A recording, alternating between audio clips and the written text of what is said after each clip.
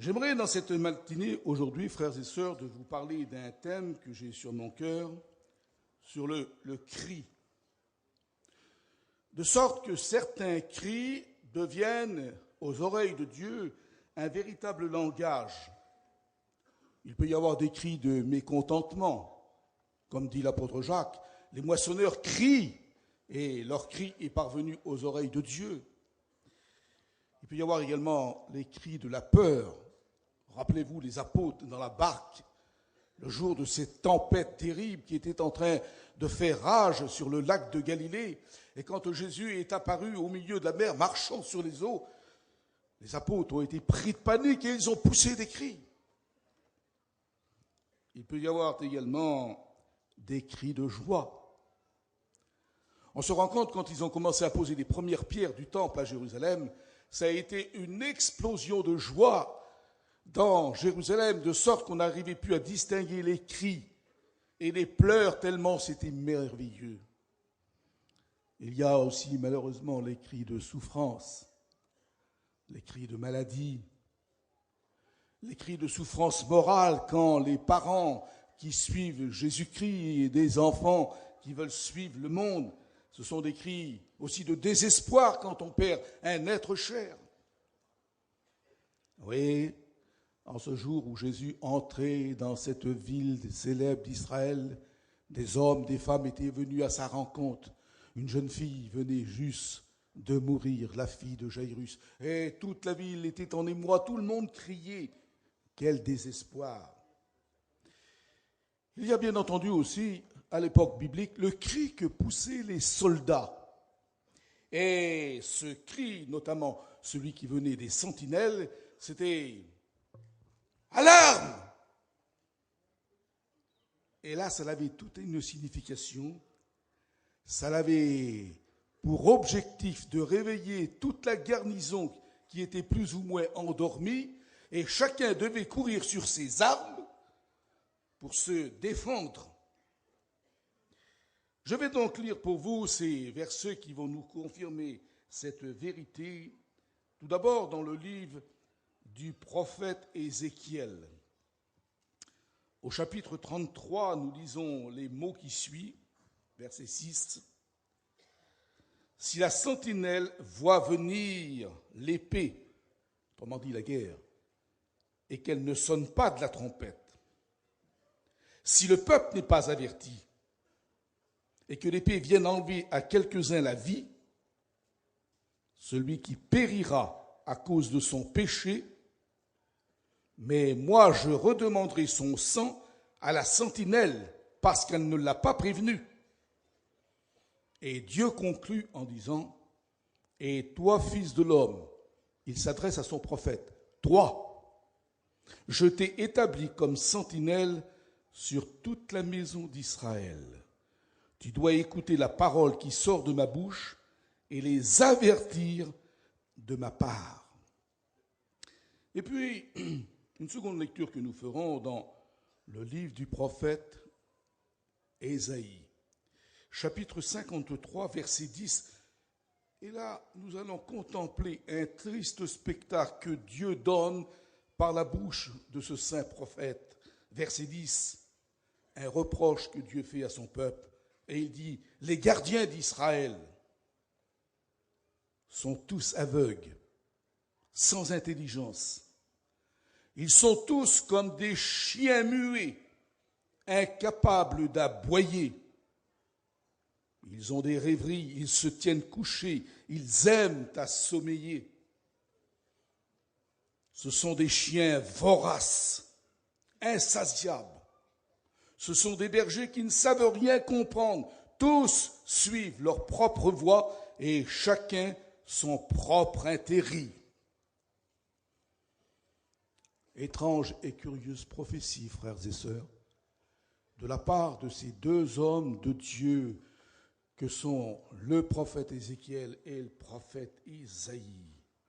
Et je me suis posé, voyez-vous, en étudiant mes textes, comme font tous mes frères serviteurs de Dieu, quel était le message que Dieu voulait communiquer à son peuple? Quelle était la mise en garde que Dieu voulait faire à ces hommes et ces femmes qui n'arrivaient plus à discerner la gauche et la droite. Pour le comprendre, il faut que nous fassions un saut dans l'histoire et qu'on se retrouve à l'époque de Néhémie. Néhémie, nous allons comprendre la tragédie qui va frapper le peuple de Dieu, la catastrophe qui va s'abattre sur la ville. Ce que Dieu avait prédit est arrivé. Les ennemis barbares ont envahi la cité. Ils l'ont mis à feu et à sang. Ils ont tout détruit.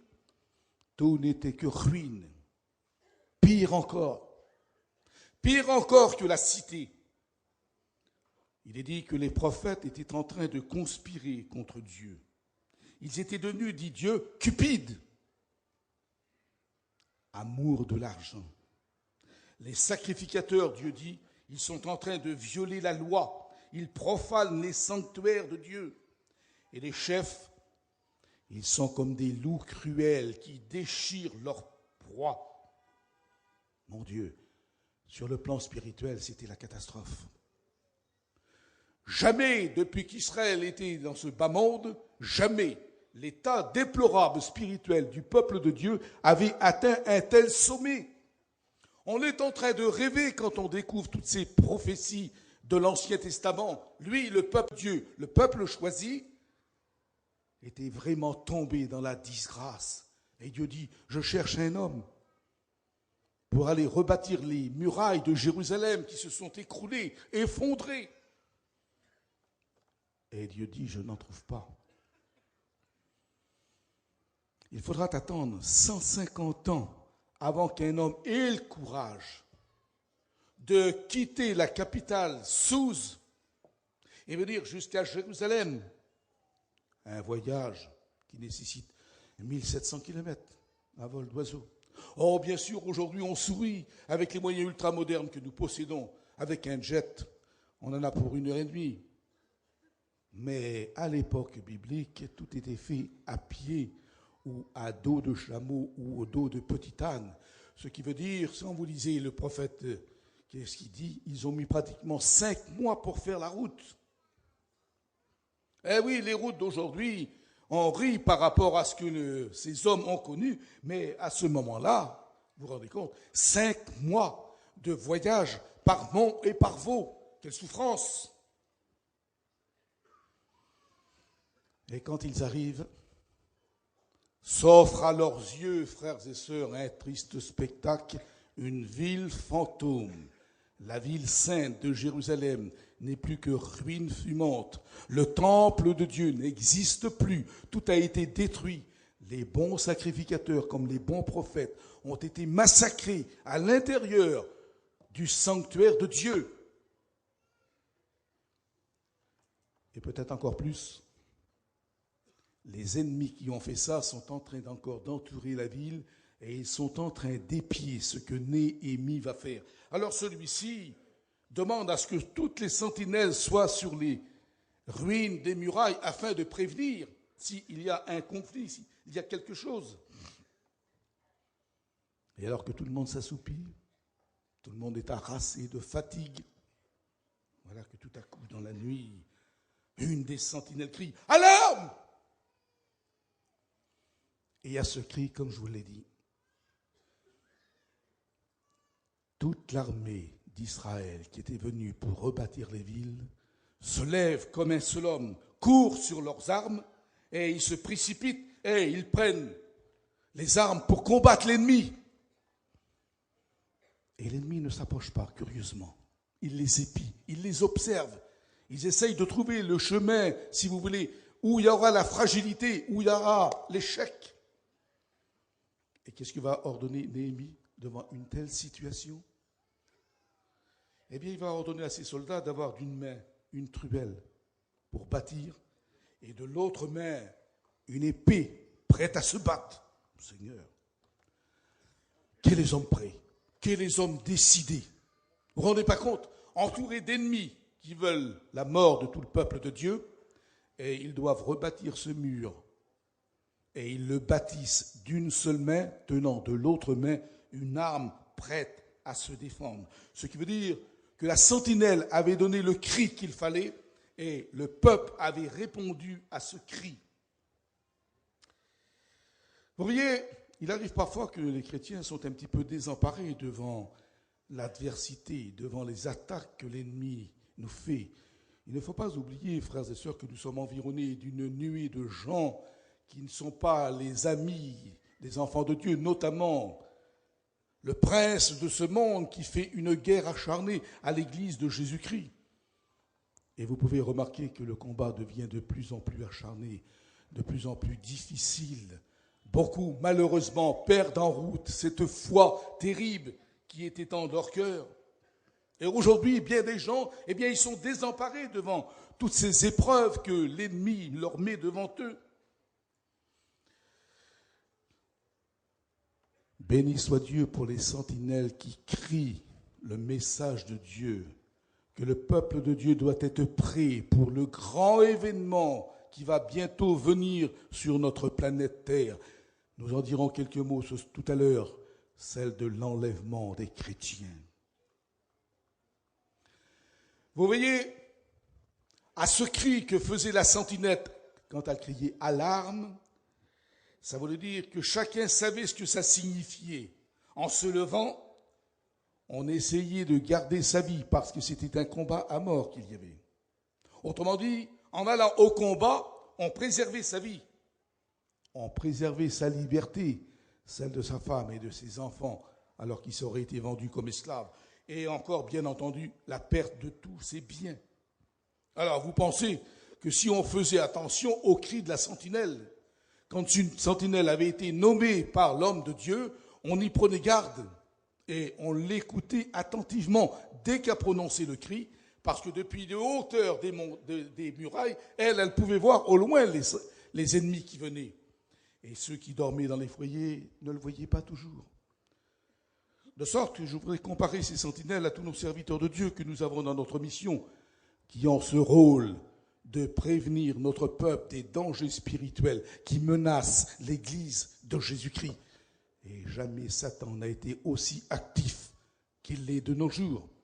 Parce que la Bible dit qu'il sait qu'il en a pour peu de temps. Alors il fera tout pour décourager, pour anéantir, pour briser, car c'est là son rôle. Et c'est la raison pour laquelle je voudrais vous poser cette question. Êtes-vous bien armés, frères et sœurs? Êtes-vous bien revêtus de toutes les armes de Dieu pour pouvoir résister? Voyez-vous, dans les livres des Corinthiens, l'apôtre Saint Paul dit « Les armes avec lesquelles nous combattons, elles ne sont pas charnelles. » Qu'est-ce que l'apôtre veut dire? Quel est le message qu'il voulait communiquer à l'Église de Jésus-Christ et qui nous communique à nous? Ça veut dire que les armes avec lesquelles on se défend, frères et sœurs, ce n'est pas avec nos poings. Ce n'est pas avec notre grosse voix qu'on influence les choses. Mais c'est souvent par notre gentillesse, notre douceur, notre soumission à la parole de Dieu. Il s'agit d'armes spirituelles. Et ce n'est pas en tapant du poing sur la table qu'on se fera mieux écouter.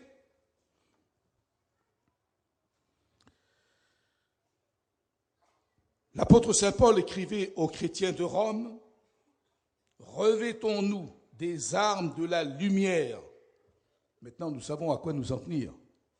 Un chrétien ne se défend pas avec ses poings, avec des mots blessants. On va voir avec quoi il se défend. C'est quelque chose qui est tout à fait particulier. J'entends souvent des chrétiens, quand ils prient, qui disent « Seigneur, tu sais, notre seule arme, c'est la prière. » J'ai envie de dire à ces frères et sœurs, tu es bien mal armé. Parce que Dieu n'a pas donné seulement une seule arme au peuple du Seigneur. Mais vous voyez, si vous avez la curiosité de relire ce que le prophète Jérémie a écrit dans son chapitre 50 et verset 25, il dit que l'Éternel a tout un arsenal. Dieu possède un arsenal qui met à la disposition des chrétiens pour se défendre. J'ai été surpris. Et quand j'ai découvert, il y a de cela bien fort longtemps, ce que saint Paul a écrit aux Éphésiens, prenez toutes les armes de Dieu. Il est en train de dire, mettez à vos reins la ceinture de vérité. Seigneur, Quelle arme contre le mensonge? On vit dans un monde de mensonges. On est trompé sur tout, frères et sœurs. Sur la qualité, sur n'importe quoi, on est trompé. On nous dit jamais toute la vérité. Or, seuls les enfants de Dieu sont capables de dire, eux, la vérité. Et pour cela, ils n'ont pas besoin de jurer. Vous avez remarqué ce que je vous avais déjà dit l'an dernier ou il y a 2 ans? Quand les gens vous disent des gros mensonges, on les croit sur parole. Et quand vous dites la vérité, ils vous disent « juroir ». Il faut qu'on jure pour dire la vérité. Eh bien non, un chrétien n'a pas à jurer. Un chrétien n'a pas à jurer. Un chrétien, sa parole, c'est oui ou c'est non. Voyez-vous, j'ai rencontré le pasteur Richard Wunbram, qui était le pasteur de l'église du silence, où les chrétiens se réunissent dans des souterrains pour leur foi, parce qu'ils sont en prison quand ils savent qu'on est chrétien. Et il m'avait expliqué le témoignage d'une personne. Et voyez-vous, plus de 30 ans plus tard, j'ai retenu ce témoignage dans mon esprit. Il s'agit d'une chrétienne qui, elle, est dans sa maison, c'est le dimanche matin. Elle s'apprête à aller au culte dans l'église du silence quand elle a été dénoncée à la police communiste. Les clistés sont dehors, ils l'attendent. Et dès qu'elle sort, ils l'ont saisie et ils lui disent « Où allez-vous, madame ?» Et dans une fraction de seconde, cette sœur comprend que si elle dit aux policiers qu'elle va à l'église, elle fait arrêter toute l'église et elle-même va en prison. Par contre, si elle dit un petit mensonge, elle se tire de cet embarras. Parce que, voyez-vous, l'auteur du mensonge n'est autre que Satan. Le mensonge est bien pratique dans le monde du 21e que nous sommes. Ah oui, il nous permet de nous sortir des situations fort embarrassantes. Mais si cette femme ment aux policiers, elle déplaît à son Dieu. Alors regardez qu'est-ce qu'elle a dit. « Où je vais, monsieur ? Mais je me rends à la maison de mon père ce matin parce que mon frère aîné est mort. On va faire sa lecture de son testament parce que je suis la seule héritière. » Quelle beauté, Seigneur. Elle n'a pas menti. Elle allait à la maison de son père qui était l'église. Son frère aîné, le Christ, était mort. Son testament qu'on allait lire, c'était le Nouveau Testament. Elle est bien l'héritière de Christ. Voyez qu'un chrétien ne dit pas de mensonge, il dit la vérité. C'est pour ça qu'il faut avoir autour de nos reins spirituels cette ceinture merveilleuse qui est une arme terrible contre le mensonge. Et puis c'est pas tout. Saint Paul dit, revêtez-vous de la cuirasse de justice. Et voyez-vous, là nous sommes bien placés, vous et moi, pour en parler. Le peuple gitan est bien placé pour en parler de ces inégalités sociales et raciales dont nous sommes les victimes. Seuls les enfants de Dieu sont des hommes et des femmes qui sont justes. Mais le monde ne l'est pas. Même si on met devant nos mairies liberté, égalité, fraternité, c'est un leurre, c'est une utopie, c'est pas vrai. Notre liberté est surveillée. Nos carnets doivent être signés tous les 3 mois. Et puis aujourd'hui, simplement avec la plaque d'immatriculation de votre véhicule, en 5 secondes, on connaît tous nos pédigrés. Et quand on arrive dans certaines villes où ces panneaux discriminatoires qui sont sans raison d'être, selon la législation française, mais ils existent toujours, interdit aux forains nomades de stationner, inégalité sociale. Dans ce monde, nous n'aurons jamais l'égalité, nous l'aurons là-haut. Ayez à vos pieds, dit saint Paul, le zèle que procurent les chaussures, le zèle. Ah, pourquoi ce zèle ? Parce qu'un chrétien sans zèle fait du surplace. Un serviteur de Dieu qui a perdu son zèle, il a tout perdu, frères et sœurs. Le zèle d'un chrétien, c'est ce qui l'anime. Le zèle d'un serviteur de Dieu, c'est ce qui le fait bouger. C'est le moteur de la vie spirituelle. Vous savez, vous pouvez avoir une 200 chevaux. S'il n'y a pas d'essence dedans, elle fera du surplace.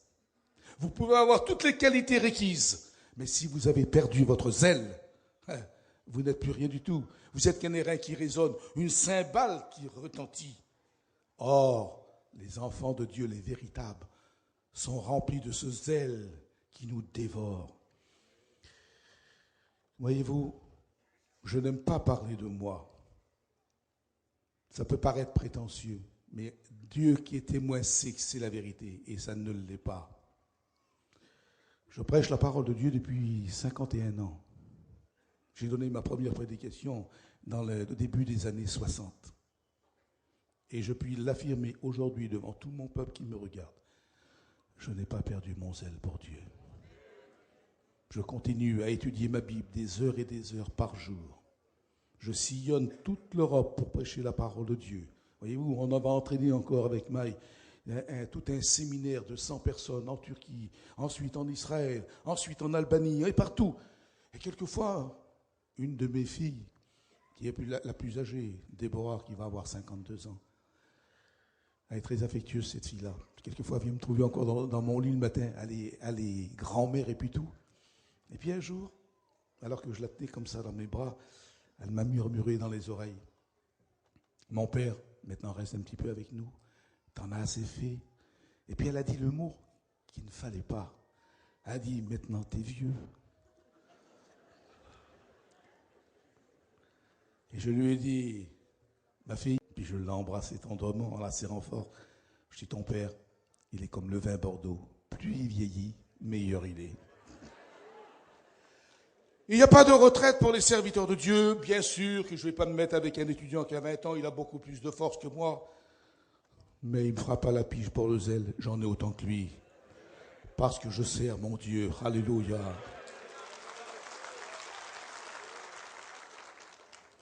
Ayez sur votre tête le casque du salut. Ah, quelle arme contre les mauvaises pensées qui viennent nous assaillir. Ah, vous savez que le diable est passé maître dans l'art de donner des mauvaises pensées, de faire croire des choses, qu'on prête des intentions aux autres et qu'ils ne l'ont pas. Et voilà pourquoi un chrétien est un chrétien terriblement bien armé. Il a, nous l'avons vu, cette ceinture de vérité, cette cuirasse de justice, le zèle que lui donne l'Évangile avec ses nouvelles chaussures, et puis maintenant ce casque qui lui protège de ses mauvaises pensées. Oh, elles viennent, c'est sûr. Mais dans le nom de Jésus, on les chasse. Et ça part comme par enchantement. Et Saint Paul dit encore, prenez le bouclier de la foi, qui est une arme offensive et défensive contre l'ennemi. Vous savez que dans l'Ancien Testament, une histoire formidable, le roi Salomon avait fait 500 boucliers d'or pour revêtir sa garde personnelle. Essayez d'imaginer, face aux ennemis, que les boucliers d'or, quelle lumière qu'ils lançaient sur l'ennemi, il les aveuglait. Et c'était la victoire assurée. On sait, nous, que le bouclier dans la Bible, c'est le symbole de la foi. Cette foi qui est en nous et qui n'a pas cessé de grandir. Vous avez vu hier cette vieille maman de 82 ans, avec quelle ardeur elle témoignait de ses 60 ans de conversion. Mais c'est fantastique, hein, notre petite sœur Lapi. Elle a bien jacassé hier, Lapi. Hein. Ah, quel bonheur, Seigneur, de voir tous ces petits vieux là qui sont remplis du Saint-Esprit, plutôt que d'avoir ces vieux trognons qui nous font une guerre acharnée, qui nous comprennent pas. Hein? Eh oui, on peut servir Dieu quel que soit notre âge. Vous savez, il m'arrive parfois à l'école biblique de faire des petites expériences pour montrer à nos jeunes qui ne savent pas très bien lire. Alors un coup, je leur avais allumé une grande bougie comme ça, et puis j'avais mis en dessous à côté une toute petite bougie. Alors ils ne savaient pas très bien ce que j'allais faire là. Et quand j'ai allumé la grande bougie, je leur ai montré laquelle de ces deux allume le plus, éclaire le mieux. Ils n'ont pas répondu. Et je leur ai montré que les deux bougies éclairaient exactement pareil. L'autre était très grande, l'autre était très petite. Et je leur ai montré que la grande bougie, c'était eux, la jeunesse. Ils avaient toute une vie devant eux pour éclairer. Et que moi, qui avais 72 ans, c'était la petite bougie. Mais je leur ai montré qu'on éclairait pareil. Alors s'il y a des vieux chrétiens parmi nous, ne devenez pas des vieux ronchonneurs. Devenez des hommes et des femmes qui servent Jésus-Christ dans leur fonction, dans la prière, en donnant de bons conseils à la jeunesse. Vous ne voyez pas notre jeunesse, surtout celle dans le monde, comment qu'elle est dépravée? Avant-hier, mon jeune Capa, qui s'occupe des jeunes, me dit, il y a eu 38 baptêmes du Saint-Esprit à la réunion du soir. Mais c'est magnifique! La foi est en action, le bouclier de la foi est toujours là. Nos 2 dernières sessions de notre école biblique, nous avons eu en tout 480 élèves. Cette année, il y en avait 180, l'an dernier, 300. Presque 500. Essayez d'imaginer la clarté que peuvent provoquer ces 500 hommes qui vont dans ce monde de ténèbres, aveuglant les esprits mauvais pour faire tourner vers Jésus-Christ les hommes et les femmes qui sont plus dans l'espérance de quoi que ce soit. Oui, si chacun de ces 500 garçons qui sont sortis l'an dernier de notre école biblique, si cette année, ils ramenaient seulement au Seigneur 2 conversions, c'est pas beaucoup, durant 1 an de travail, qu'ils gagnent seulement 2 âmes, ça veut dire que l'année prochaine, nous aurions sous notre chapiteau 1000 chrétiens de plus. Alléluia! C'est fantastique! Le bouclier de la foi. Et saint Paul ajoute l'épée de l'esprit qui est la parole de Dieu. Quelle arme efficace contre les fausses doctrines. C'est le Saint-Esprit qui anime la prédication. Et voilà pourquoi j'en profite pour dire aux élèves qui sont ici ce matin que la prédication de l'Évangile, elle ne se fait pas en 5 minutes. Ça demande beaucoup de soins, beaucoup de travail, beaucoup de lecture. On prépare ces messages avec soin, on n'attend pas la dernière minute, on s'affole, on tourne des pages. C'est pas comme ça qu'on réussit. Pour être un serviteur de Dieu qui a de la qualité, il doit connaître impérativement sa Bible. Parce que sinon, on prêche quoi? Moi, sans ce livre, je suis incapable de prêcher. Pourquoi je cite toujours les Écritures? Pour donner du poids à la prédication. Parce que ce n'est pas le frère Tarzan qui parle, c'est la parole de Dieu qui parle. Et quand on dit le prophète dit ça, quand on dit l'apôtre dit ça, quand on dit le Christ dit ça, mais c'est du béton, frères et sœurs. C'est du béton. Et la prédication de l'Évangile, c'est une arme terrible contre les fausses doctrines qui pullulent dans le monde. L'homme de Dieu cite, il est écrit. Donc vous voyez que la prière, ce n'est pas la seule arme. On vient d'en citer beaucoup. Et il y en a encore une autre que je pourrais citer, la prophétie, qui fait fonction d'aider les croyants. Elle apporte le découragement. Saint Paul dit qu'elle édifie, elle exhorte, elle console. Il y a des gens qui sont des fois anéantis par les épreuves de la vie. Et au culte le matin, le dimanche, un frère, une sœur animée du Saint-Esprit donne une prophétie. Ah mon Dieu, quelle bonté! Ce qui est parfois dommage, c'est qu'on est un peu des auditeurs oublieux. On oublie. Vous avez remarqué quelquefois, il y a des chrétiens, et ça, c'est l'expérience que je fais souvent. On me dit, ah frère, tu sais, il y a eu une bonne réunion. Ah oui? Sur quoi il a prêché le frère? Ah, je ne m'en rappelle plus, mais c'était bien. Il ne s'en rappelle plus, il sort de la réunion, il y a 1 heure, il ne s'en rappelle plus. Auditeurs oublieux. Ne devenons pas des auditeurs oublieux si nous voulons être bénis à la gloire de Dieu. Donc vous voyez, je reviens à mon idée, nous n'avons pas qu'une seule arme, nous en avons plusieurs. Et je ne parle pas encore de la parole de connaissance, de la parole de sagesse qui est donnée à des moments précis que parfois l'homme ou la personne qui la donne, il n'a pas conscience de ce qu'il dit, mais elle apporte toujours bénédiction. Je voudrais vous montrer, frères et sœurs, une autre arme, l'arme secrète des enfants de Dieu. Nous la possédons pour beaucoup. Vous remarquerez qu'aujourd'hui, les gens dans le monde, bien entendu, parce que dans les caravanes, ça n'existe pas, mais ceux qui ont des maisons, ils mettent à l'entrée une alarme. Ce que la sentinelle disait en criant « alarme », est aujourd'hui un petit truc électronique qui déclenche un bruit et naturellement, le voleur, quand il veut pénétrer et qu'il entend cette alarme, eh bien, il prend ses jambes à son cou, il se sauve. Nous savons, d'après l'Évangile selon saint Jean, que le voleur pour les chrétiens n'est autre que Satan lui-même. Le Seigneur l'appelle lui-même le voleur. Et quelle déception pour lui quand il veut pénétrer à l'intérieur d'un foyer pour semer la zizanie. pour semer la discorde, l'incompréhension. Il découvre cette alarme secrète que seuls les authentiques chrétiens possèdent. Quelle déception pour lui. Il était venu pour détruire le foyer, et voilà que l'arme secrète de Dieu se met en mouvement. Et qu'est-ce qu'il fait? Eh bien, il détale. Et cette arme secrète des chrétiens, vous savez ce que c'est, frères et sœurs? Beaucoup la possèdent. Certains l'ont peut-être perdue. C'est nos larmes, accompagnées des prières sincères. Quand l'homme de Dieu, quand la femme de Dieu se met à genoux dans sa caravane et qui implore le trône de la grâce avec supplication et que les larmes coulent de sincérité, pas les larmes de crocodile, il y en a qui ont trop la larme facile, mais la véritable larme, la véritable, la vraie, la sincère. Il dit alors à ce moment-là, le cœur de Dieu est touché. Regardez ce que Dieu dit dans Joël 2,12. Revenez à moi de tout votre cœur avec des pleurs. C'est Dieu lui-même qui le dit, c'est pas moi, c'est écrit. Regardez ce que David dit après avoir péché, vous connaissez l'histoire. Éternel, psaume 6, Éternel, entends la voix de mes larmes. Est-ce que nos larmes ont-elles une voix?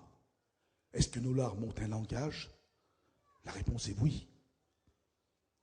Regardez Ézéchias, un roi de 39 ans qui dirige le peuple de Dieu en Juda, atteint d'un mal incurable.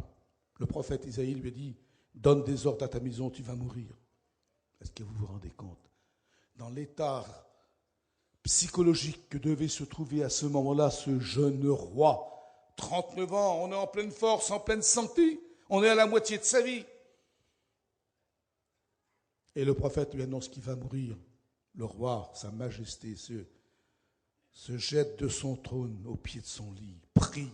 Les larmes inondent son visage. Et alors que Ésaïe est parti, Dieu le rappelle, il dit, retourne au palais. Et il dit à Ézéchias, j'ai vu tes larmes. Ésaïe 38. Vous direz ça chez vous. Dieu a vu les larmes. Dieu a entendu la voix des larmes. Vous savez, frères et sœurs, nous touchons quelque chose de très sensible maintenant. Les larmes, c'est tout un langage. Les larmes, c'est l'arme secrète des enfants de Dieu. C'est notre alarme à nous. Voyez-vous, il y a de cela de très nombreuses années, alors que j'étais terriblement engagé dans l'œuvre de Dieu, je n'avais que 38 ans, et j'avais été frappé, moi qui avais une santé de fer, j'avais été frappé d'un mal terrible. Dans ma jambe, je ne pouvais plus marcher. Et le premier mois passé comme cire, cloué dans un lit, moi qui étais si actif, j'étais bloqué. J'avais du mal pour faire mes émissions de radio, de télévision. Et à l'époque, frère Le Cossec m'avait demandé également d'écrire avec lui la revue Vie et Lumière. Donc, dans l'œuvre de Dieu, j'étais engagé jusqu'au cou. Et puis, j'avais une famille nombreuse en plus. Alors, on me disait, tu sais, à tel endroit, il y a tel professeur qui soigne. Alors, j'allais, et puis pas de résultat, pas de résultat. Le mal allait toujours de pire, de pire, de pire. Et pendant 3 mois, je n'ai pas pu me mettre debout. J'étais cloué dans un lit. Et à ce moment-là, les nuits sont interminables. Je n'avais qu'un désir, c'est que ma femme partait le matin, allait au marché toute seule. Et là, je pouvais pleurer tout mon sou, parce que je ne voulais pas pleurer devant elle. Oh, pas par orgueil, non, pas du tout. Parce que s'il y a un couple qui est uni dans la mission, je crois que je fais partie de celui-ci. Elle et moi sommes comme ça. Mais je ne voulais pas lui faire de la peine, parce que je savais qu'elle elle souffrait dans son cœur de me voir comme ça. Et puis un matin, voyez-vous, j'ai pris ma Bible comme ça, j'ai dit, je vais faire une expérience avec toi, Seigneur. Parce que jusqu'alors, on aurait dit que le toit de la caravane, c'était du béton. J'avais l'impression que mes prières ne passaient plus au travers. Et moi qui étais si tant visité en région parisienne, je n'avais plus de visite, plus de frères qui venaient nous voir. J'étais complètement désolé, abandonné. Et j'ai dit, Seigneur, on dirait que je suis coupé de ta communion. Je voudrais que tu me parles par ta parole, Seigneur. puisque personne ne vient me le faire. Je dis, je vais fermer mes yeux, je vais tourner les pages au hasard, je vais mettre mon doigt comme ça et tu me diras, vous savez, je rends rarement ce témoignage. Je vais vous dire pourquoi je ne rendais jamais témoignage. Parce que je me suis converti, j'avais que 14 ans.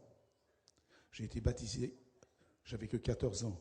C'est-à-dire, ici pour la convention, ça a fait 57 ans que j'ai descendu dans les eaux du baptême. 1955. J'ai été baptisé 2 ans et demi après Mons. Donc, je fais partie du réveil aussi, moi. J'ai été baptisé du Saint-Esprit quelques jours plus tard et je n'ai jamais été dans une boîte de nuit, je ne sais pas ce que c'est la drogue, je ne sais pas ce que c'est l'alcool, j'ai jamais rien connu de ma vie. J'ai toujours été dans l'évangile. Et là, me voilà cloué dans un lit, frappé, et je ne savais pas pourquoi. Si j'avais été coupable de quoi que ce soit, ça aurait été plus facile pour moi d'accepter. Mais je me sentais coupable de rien. Alors j'ai fermé mes yeux, j'ai tourné les premières pages de la Bible, j'ai mis mon doigt dessus et regardez ce que j'ai lu. Abraham mourut et il fut enterré. Je dis, Seigneur, c'est pas ce que j'avais prévu. Oui, j'avais que 37 ans.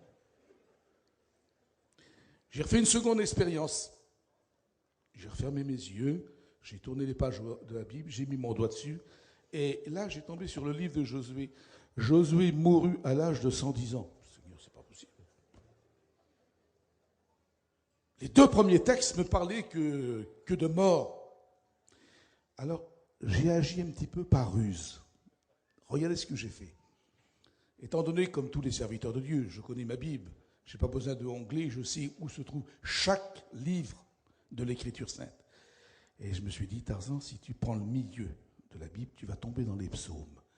Et là, les psaumes, c'est que des prières et des louanges. Tu vas tomber sur quelque chose de formidable. Et c'est ce que j'ai fait.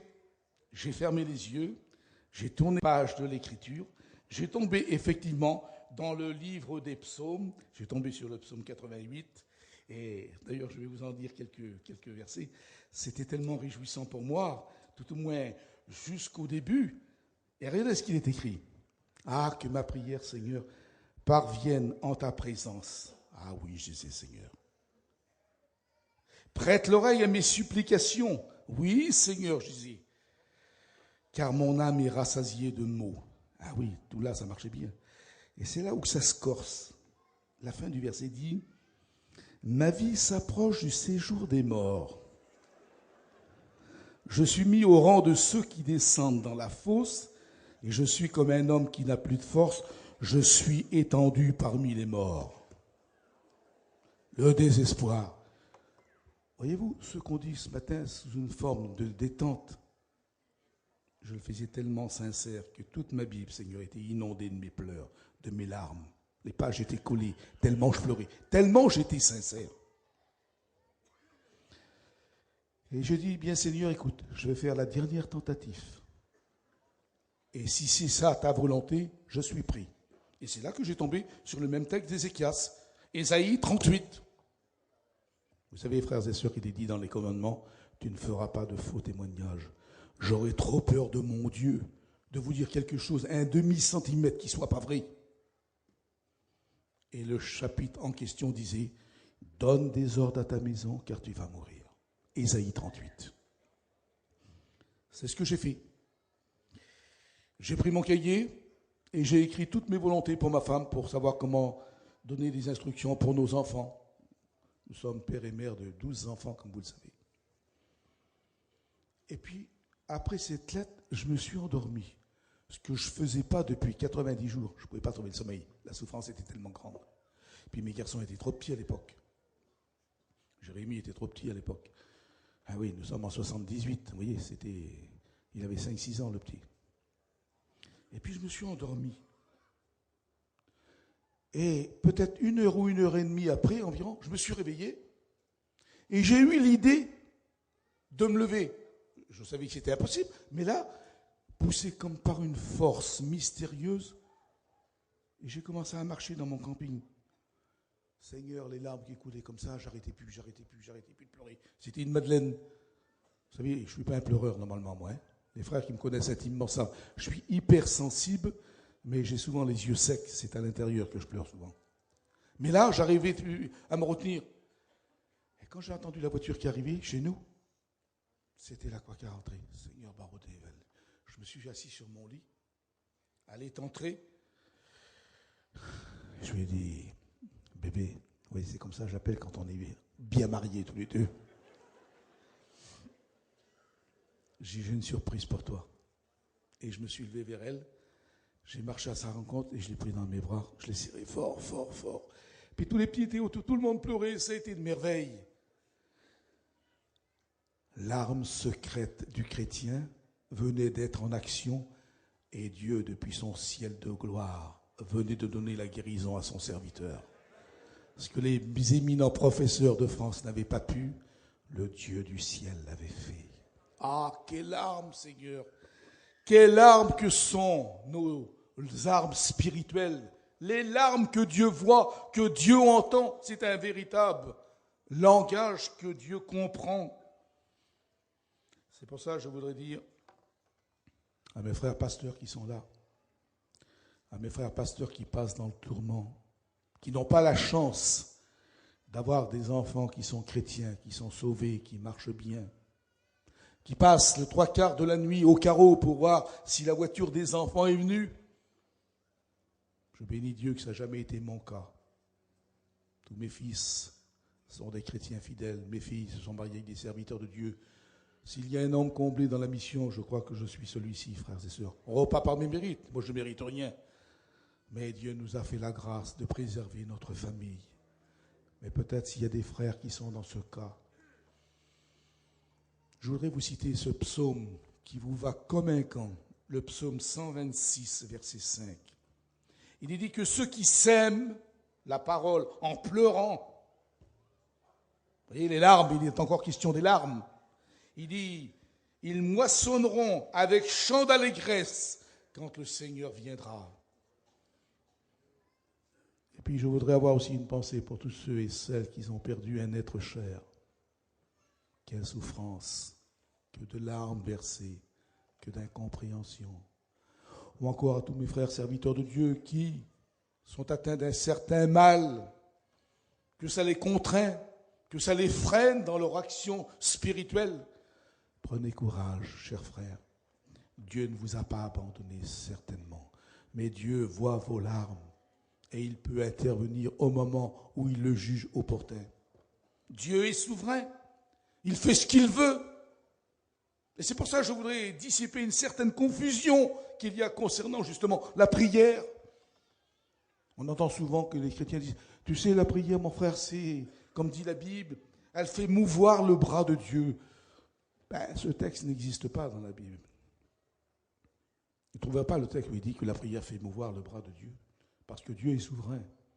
Parfois Dieu dit oui, c'est l'exaucement, et parfois Dieu dit non, et là il n'y a pas d'exaucement.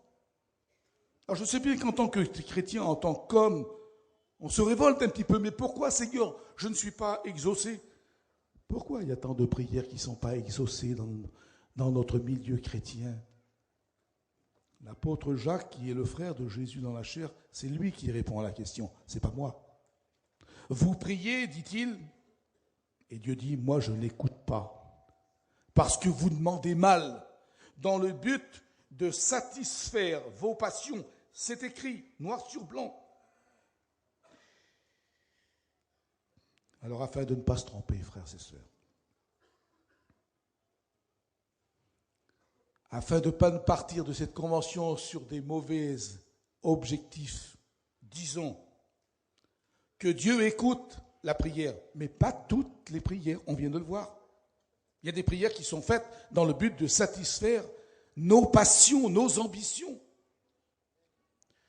Vous vous rappelez certainement ce décret diabolique qu'avait fait Pharaon quand il a décrété que tous les enfants de sexe mâle devaient être jetés dans le Nil.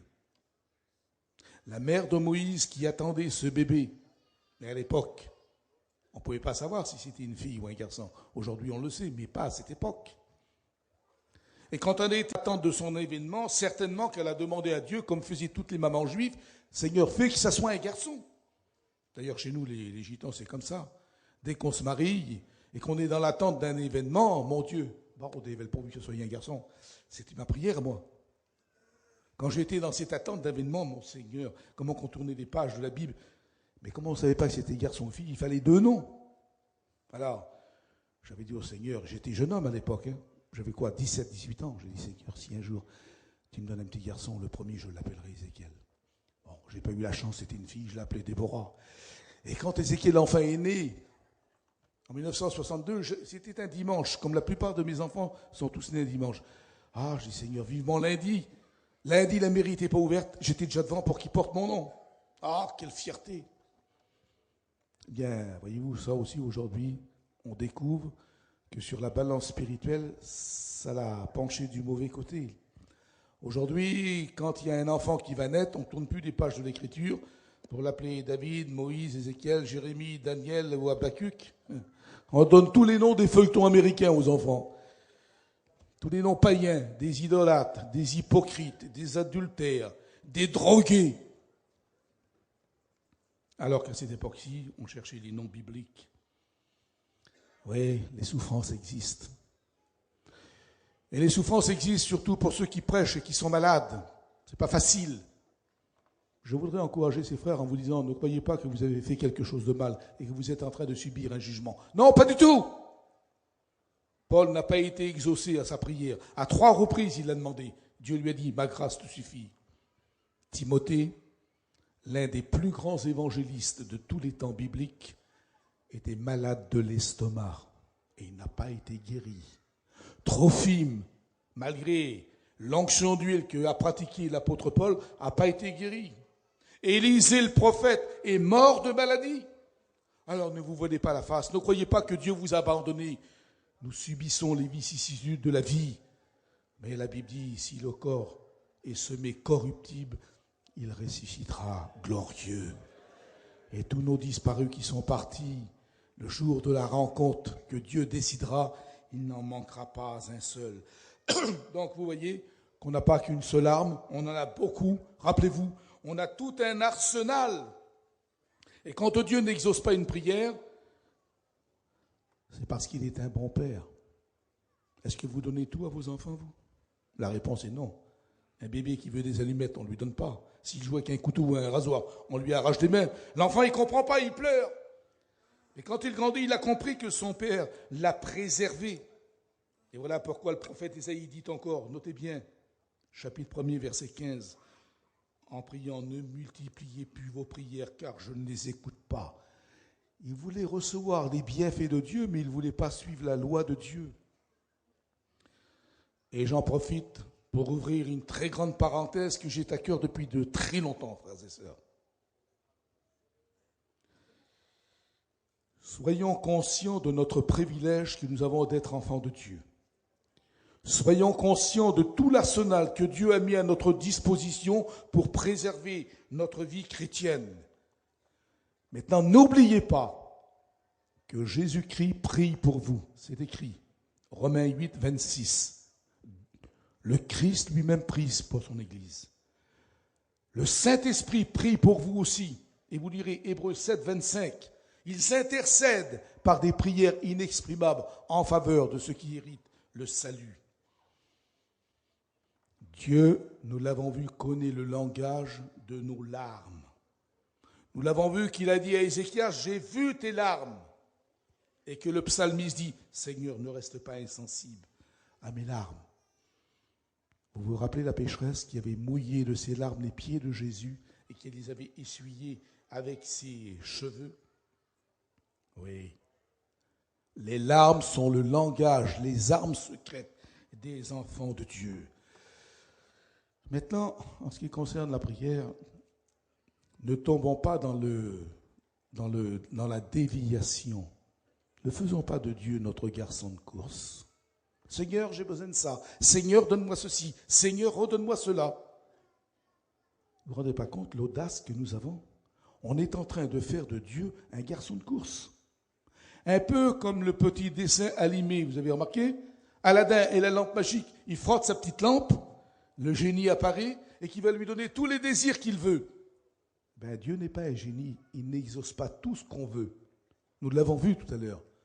Il a même dit, avant que vous demandiez quoi que ce soit, le Seigneur sait de quoi vous avez besoin. Heureux vous qui pleurez maintenant, car vous serez consolés. Et c'est là qu'on voit que l'apôtre Paul va employer ce terme quand il va dire aux chrétiens d'Éphèse, rappelez-vous que pendant 3 ans, nuit et jour, je n'ai cessé de vous enseigner en pleurant. Ça veut dire quoi ça? Jeune pasteur, écoutez-moi. Prenez pour modèle ce que saint Paul écrit dans Actes 20, 38, 28. Pendant 3 ans, dit-il, je n'ai cessé de pleurer et vous exhorter chacun de vous avec larmes. Ça veut dire que dans la prédication, on y met tout son cœur, tous ses tripes. On n'improvise pas quelques mots qui sortent comme ça. On s'inspire de cela. Et on met son nez dans sa Bible pendant des heures et des heures. Regardez, quand Moïse est mort, qui va lui succéder? Josué. Quelle est la recommandation que Dieu lui fait? Que ce livre de la loi ne s'éloigne pas de ta bouche. Médite-le jour et nuit. Josué aurait pu dire, Seigneur, pendant 40 ans, j'ai marché avec Moïse. Je connais tout, je sais tout. Non. C'est ça qu'il faut que tu connaisses. C'est la Bible. C'est Dieu lui-même qui demande la lecture de sa parole. Il y a des chrétiens qui sont un petit peu foufous. Ah, frère Tarzan, le Seigneur ne me parle plus. Je lui pose la question. Est-ce que tu lis ta Bible tous les jours? Ah non. Et tu t'étonnes que Dieu ne te parle pas? Quand on lit la Bible, c'est comme si Dieu lui-même vous parlait. Au commencement était la parole, et la parole était Dieu. Jeune pasteur, ne prétendez pas vous en sortir par vous-même. Vous ne serez pas de qualité, vous ne durerez pas. Si vous voulez durer longtemps, c'est ça votre entraînement.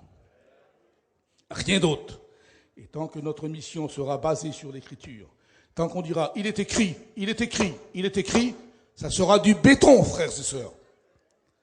Le diable et toutes ses hordes de démons ne pourront rien contre nous.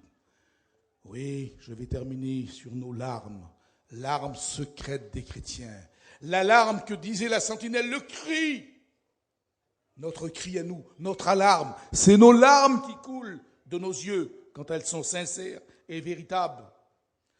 C'est une arme efficace que le diable redoute. Et bientôt, toutes ces larmes seront effacées. Nous serons consolés. Nous serons dans la plénitude de Dieu. Encore un peu de temps. Vous savez, il y a quelque chose que je n'aime pas tellement. C'est un certain nombre de chrétiens aujourd'hui qui sont dans une trouille incroyable. Frère, c'est vrai qu'il va y avoir la fin du monde le 21 décembre 2012. Alors on croit certains à des prophéties de Nostradamus, ou encore de ce grand publiciste qui était Paco Rabanne. Vous vous en rappelez, il y a quelques années, qu'il avait dit en 1994 qu'il y aurait la fin du monde au mois d'août? Ne croyons pas, frères et sœurs, les charlatans modernes. Nous, on croit les prophètes. Nous, on croit les apôtres. Nous, on croit les déclarations de la Bible. Alors, n'ayez pas peur pour le 21 décembre. Il ne se passera rien du tout. Ce sera comme d'habitude.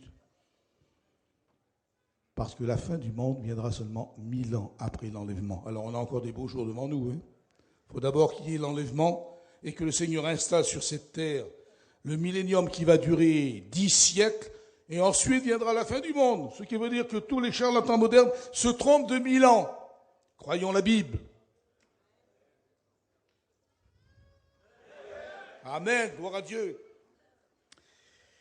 Voyez-vous, il y a quelqu'un qui disait l'autre jour, et j'entends souvent ce mot aussi parmi les chrétiens même.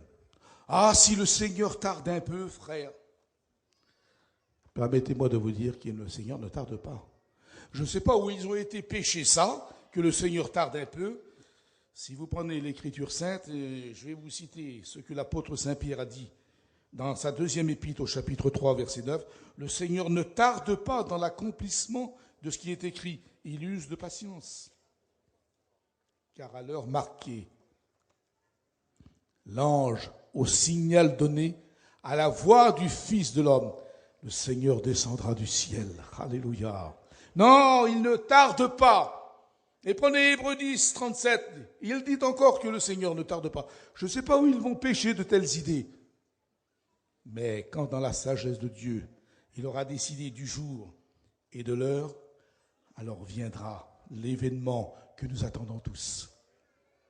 Je ne sais pas si vous voyez quel effet ça va faire.